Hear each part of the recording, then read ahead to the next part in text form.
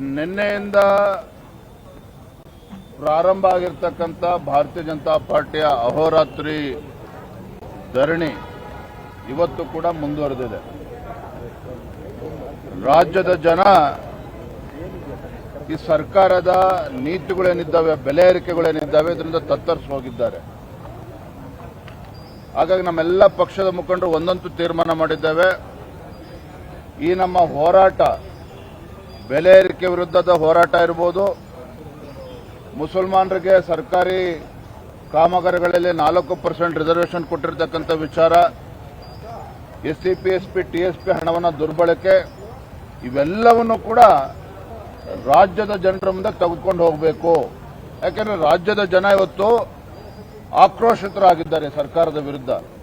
ಹಾಗಾಗಿ ಇವತ್ತು ನಿನ್ನೆ ದಿನ ಪ್ರಾರಂಭ ಆಗಿರ್ತಕ್ಕಂಥ ನಮ್ಮ ಹೋರಾಟ ಏಪ್ರಿಲ್ 7ನೇ ತಾರೀಕು ಮೈಸೂರಿನಿಂದ ಪ್ರಾರಂಭ ಆಗ್ತಕ್ಕಂಥ ಜನಾಕ್ರೋಶ ಯಾತ್ರೆ ಮುಖೇನ ರಾಜ್ಯದ ಪ್ರತಿಯೊಂದು ಜಿಲ್ಲೆಗೂ ಕೂಡ ತಲುಪ್ತೇವೆ.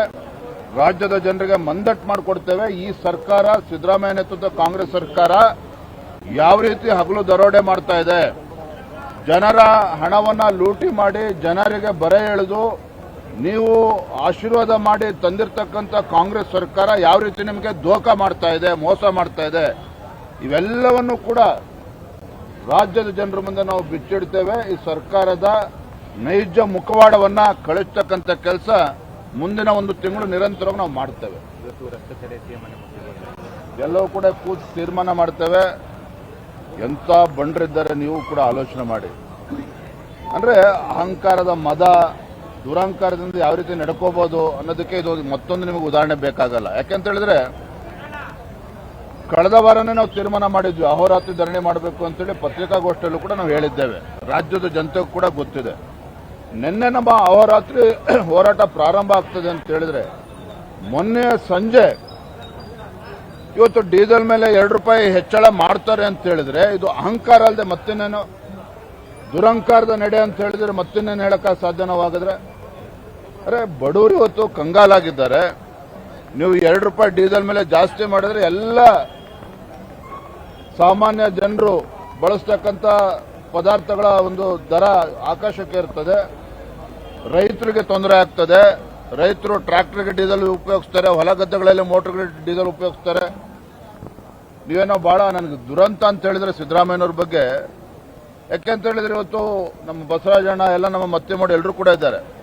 ಏನಾರ ಇರಲಿ ಸಿದ್ದರಾಮಯ್ಯನವರು ಬಡವರ ಬಗ್ಗೆ ಕಾಳಜಿ ಇದೆ. ಸಮಾಜವಾದಿ ಹಿನ್ನೆಲೆಯಿಂದ ಬಂದಿರತಕ್ಕಂಥ ಒಬ್ಬ ಮುಖ್ಯಮಂತ್ರಿಗಳು, ಒಬ್ಬ ಅನುಭವಿ ಮುಖ್ಯಮಂತ್ರಿಗಳು ರಾಜ್ಯದಲ್ಲಿದ್ದಾಗ ಬಡವರಿಗೆ ಅನ್ಯಾಯ ಆಗೋದಿಲ್ಲ, ರೈತರಿಗೆ ಅನ್ಯಾಯ ಆಗೋದಕ್ಕೆ ಸಿದ್ದರಾಮಯ್ಯನವರು ಬಿಡೋದಿಲ್ಲ ಅಂತೇಳಿ ನಾವು ಭಾವಿಸಿದ್ವಿ. ಆದರೆ ಅದೇನಾಗಿದೆಯೋ ಗೊತ್ತಿಲ್ಲ. 2ನೇ ಬಾರಿ ಮುಖ್ಯಮಂತ್ರಿ ಆದಮೇಲೆ ಒಂದು ರೀತಿ ಆನೆ ನಡೆದಿದೆ ದಾರಿ. ಇವತ್ತು ಜನರ ಮೇಲೆ ಒಂದಾದ್ಮೇಲೆ ಒಂದು ಬರೆಯನ್ನ ಎಳಿತಾ ಇರ್ತಕ್ಕಂಥದ್ದು. ಎಲ್ಲೋ ಒಂದ್ ಕಡೆ ಸಿದ್ದರಾಮಯ್ಯನವರ ಒಂದು ಕಪಟ ಸಮಾಜವಾದಿ ಮುಖವಾಡ ಏನಿತ್ತು, ಈ ಒಂದು ಅಧಿಕಾರ ಅವಧಿಯಲ್ಲಿ ಇವತ್ತು ಕಳಚಿ ಬಿದ್ದಿದೆ. ನಾಗಮೋಹನ್ ದಾಸ್ ವರದಿಯಲ್ಲಿ ನಿಮ್ಮ ಇಬ್ಬರು ಮಾಜಿ ಶಾಸಕರ ಹೆಸರು ಉಲ್ಲೇಖ ಆಗಿದ್ದಾರೆ. 40% ಕಮಿಷನ್ ಇಲ್ಲದೇನೆ ಅವರು ಗುದ್ದಲಿ ಪೂಜೆ ಕೂಡ ಬರ್ತಾ ಇರಲಿಲ್ಲ ಅಂತ ಗುತ್ತಿಗೆದಾರರು ಏನು ಆರೋಪ ಮಾಡಿದ್ದಾರೆ. ನೋಡ್ರಿ, ಅವ್ರ ಗುದ್ದಲಿ ಅದ್ರ ಬಗ್ಗೆ ಚರ್ಚೆ ಬಿಡಿ. ಆದ್ರೆ ಪ್ರಮುಖವಾಗಿರ್ತಕ್ಕಂಥ ಅಂಶ ಏನು ಅಂತ ಹೇಳಿದ್ರೆ, ಹಿಂದೆ ಬಿಜೆಪಿ ಸರ್ಕಾರ ಅತ್ಯುತ್ತಮವಾಗಿ ಕೆಲಸ ಮಾಡಿದ್ರು ಸಹ